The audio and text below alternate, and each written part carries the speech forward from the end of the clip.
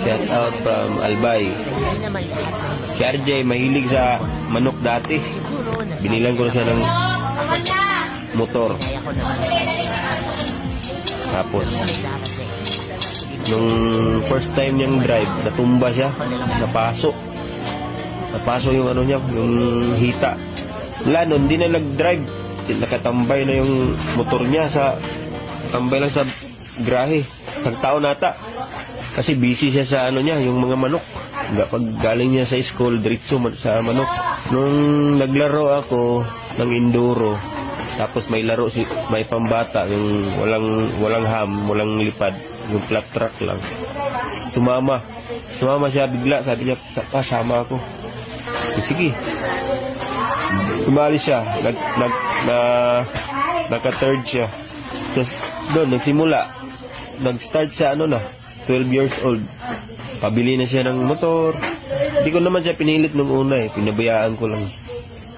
Kaya lang, sabi ko, huwag na yung manok kasi hindi bagay sa'yo, bata-bata pa kasi mahilig sa manok. Tapos mga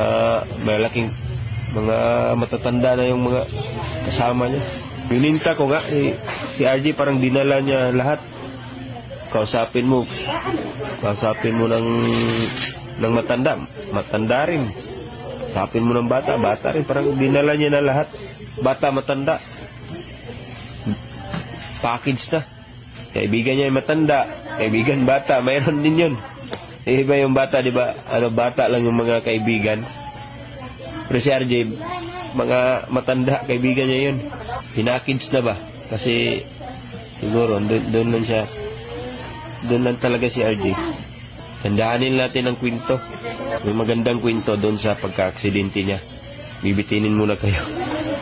Doon ang magandang kwento. Isipin mo yung nadisgrasya ka, tapos hindi ka nakakaramdam ng sakit.